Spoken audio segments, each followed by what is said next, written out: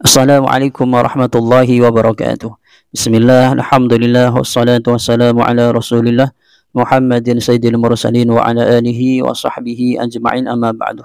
Ikhwana dan muslimin yang dimuliakan Allah, pada kesempatan kali ini kita akan membuka salah satu kedustaan doktrin yang disampaikan oleh salah satu wahabi yang mengatakan bahwasanya Nabi itu ketika ziarah kubur itu tidak pernah membaca satu ayat atau surat dari Al-Quran. Kita akan nanti menjelaskan bagaimana sebenarnya ketika seorang ziarah kubur ini boleh atau tidak membaca surat Al-Quran.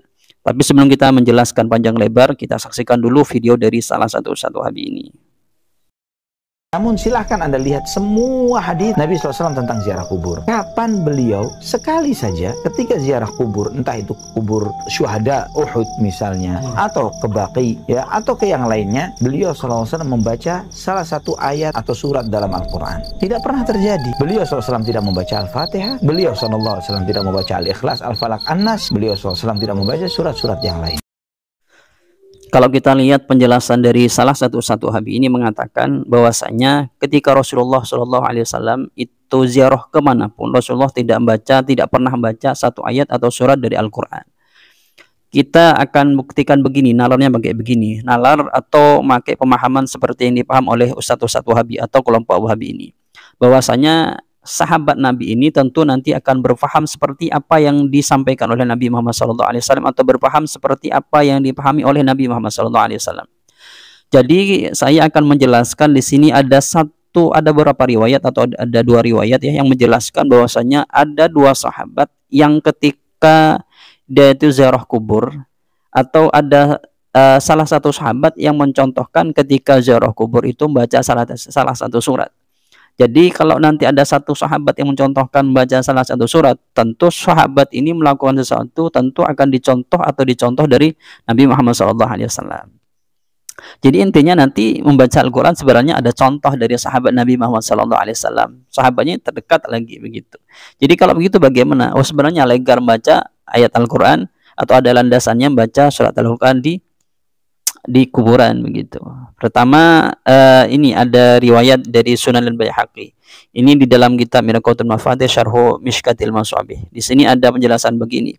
Wa fi Sunanil Baihaqi anna Umar istahabba an yuqra'a 'alal qabri ba'da dafni awwalu suratil Baqarah wa khatimatuha. Qalahu at-Tiyyibi. Wa fi riwayatin yuqra'u awwalul Baqarah inda ra'sil mayyiti wa khatimatuha inda rijlihi. Rawahu Abu Dawud wa qala Miqraqu Syah bisnadin hasanin. Jadi begini.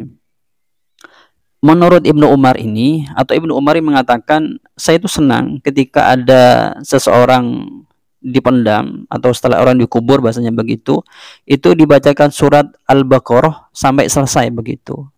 Seperti yang dikatakan oleh At-Tayyibi ini. Dan di salah satu riwayat menjelaskan begini, dibacakan awal surat Baqarah itu di kepalanya di kepalanya mayit, berarti di atas kuburannya di bagian kepala. Kemudian dan nanti dihatamkannya atau selesaikan surat Baqarah itu nanti di kakinya begitu, di arah kakinya begitu.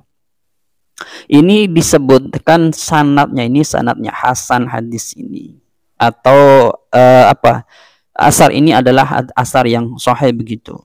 Jadi ada sahabat yang mengatakan saya senang, berarti sahabat itu melakukannya, mencontohkannya, karena dia mengatakan senang begitu. Tentu pemahaman seperti ini akan diambil pemahaman dari Nabi Muhammad SAW. Jadi seperti yang digembor-gemborkan oleh ustadz wahabi bahwasanya sahabat itu akan melakukan apa yang dicontohkan oleh Nabi. Jadi begini, kalau ada sahabat yang tidak melakukan, berarti itu meskipun Nabi mengarahkan seperti itu, berarti sebenarnya arah Nabi itu tidak seperti itu. Itu kan logika yang berada atau pemahaman yang dipakai oleh kelompok wahabi ini. Tapi kalau ada satu pemahaman oleh sahabat yang diambil dari Nabi, misalnya dari hadis begini, berarti itu sebenarnya pemahaman yang benar begitu. Itu adalah pemahaman dari kelompok atau dari pemahaman dari kelompok Salafi Wahabi ini. Kemudian di kitab khulasatul ahkam ini sama. Wa Ibnu Umar radhiyallahu anhuma annahu istahabba an yuqra 'alal qabri ba'da dafni awalul baqarah wa khatimatuha, rawahu al-Baihaqi bi sanadin hasanin. Kemudian juga ada di kitab Mustadrak, ini agak panjang. Di sini hadisnya ini atau atharnya ini sahih, yaitu Mustadrak ala Sahihain lil Hakim. Di sini asarnya atau hadisnya ini nomor 3839, yaitu akhbarani Al-Hasan bin Halimin Al-Marwazi anba'a Abul Muwajjih anba'a Abadanu anba'a Abdullah anba'a Sufyan an Asim an Zirrin an Ibni Mas'ud radhiyallahu anhu qala yu'tar rajulu fi qabrihi fatu'ta rijalahu fataqulu rijalahu wa laysa lakum ala qibali sabilun kana yaqumu yaqra'u bi suratal mulki. Jadi begini, ada ketika seseorang itu meninggal di kuburannya, kemudian didatangi oleh malaikat, maka ketika malaikat itu datang dari arah kakinya mengatakan, kamu tidak bisa menghisap saya, gampangnya bagi bahasa kita begitu, di arah kaki saya, karena di arah kaki saya ini dibacakan, atau di arah kaki ini dibacakan surat Al-Mulk. Kemudian summa yu'ta min qibali sadrihi aw qala batnihi fayaqul laysa lakum ala ma qibali sabilun kana yaqra'u bi suratal mulki. Juga ketika datang ke sodernya, dadanya atau ke perutnya, kamu tidak bisa menghisap saya di arah ini karena di arah ini dibacakan surat Al-Mulk, dan seterusnya. Kemudian dikatakan kan hadza hadisun sahihul isnad. Hadis ini adalah sanadnya itu sahih. Di dalam ta'liq fit talkhisil Zahabi sahihun. Jadi hadis ini katakan sahihul isnad. Jadi melihat penjelasan ini bahwasanya ada asar dari sahabat yang mencontohkan bahwasanya sahabat ini ketika ada seseorang yang meninggal itu senang atau membacakan surat Al-Mulk, sehingga dengan surat Al-Mulk ini menjadi pelantara seseorang ini aman dari adzabil qabri. Begitu. Juga kalau kita lihat ada yang menyatakan di salah satu hadis yang sahihul isnad juga, yaitu ketika Ibnu Umar dikatakan qala sami'tu Rasulullah sallallahu alaihi wasallam yaqul idza mata ahadukum fala tahsihu wa asri'u bihi ila qabrihi waliyaqra inda ra'sihi bi fatihatil kitab wa inda rijlaihi bi khatimati suratil baqarah fi qabrihi.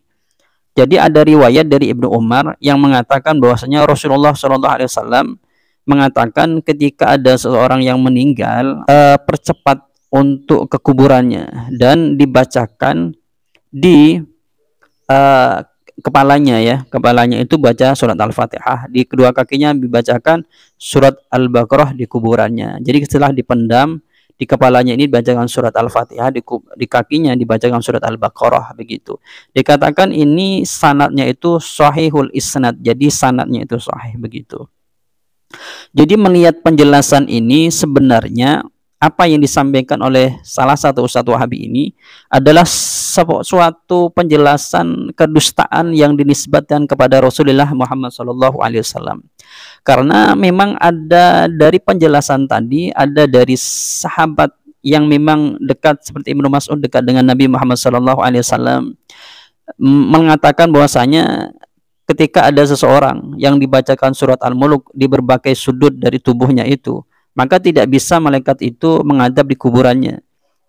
Dan mengatakan bahasa seperti ini berarti disunnahkan, atau ada contoh dari sahabat terdekatnya Nabi Muhammad SAW. Dan juga ada di riwayat tadi yang dikatakan riwayat itu adalah sahihul isnad, yang sana itu sahih, bahwasanya Nabi itu memerintah atau menganjurkan ketika seorang itu dipendam, maka di arah kepalanya itu dibacakan Al-Fatihah, kemudian di arah kakinya itu dibacakan surat Al-Baqarah sampai selesai, begitu. Dari penjelasan ini sudah bisa kita ambil kesimpulan bahwasanya apa yang disampaikan oleh Ustadz Wahabi ini memang satu doktrin kedustaan saja.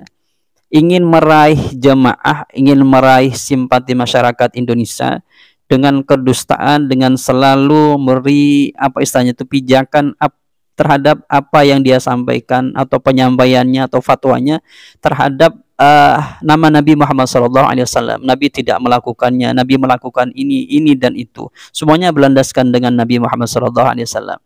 Jadi dengan bahasa simpelnya begini, banyak dari ustadz-ustadz Wahabi ini ingin menarik jemaahnya itu dengan mengatasnamakan Nabi. Jadi ini Nabi, itu suatu kedustaan sebenarnya. Menarik jemaah dengan kedustaan menyandarkan kepada Nabi Muhammad SAW. Jadi oleh karena itu kita di zaman seperti ini harus ya banyak hati-hati, banyak memilah dan memilih dengan apa yang disampaikan oleh para dai-dai yang ada di sosmed. Kita harus bertawazun, mana ini sebenarnya yang benar, mana ini sebenarnya yang perlu kita ambil begitu. Jangan seseorang yang mengatasnamakan ini dari Nabi, ini dari sahabat, ini dari ulama salafun soleh langsung diambil, padahal belum tentu apa yang disampaikan itu benar-benar dari Nabi, benar-benar dari sahabat, benar-benar dari ulama salafun soleh. Contoh seperti di kasus di dalam video tadi. Ya mungkin itu yang dapat kami sampaikan dari kami, kurang lebihnya assalamualaikum warahmatullahi wabarakatuh.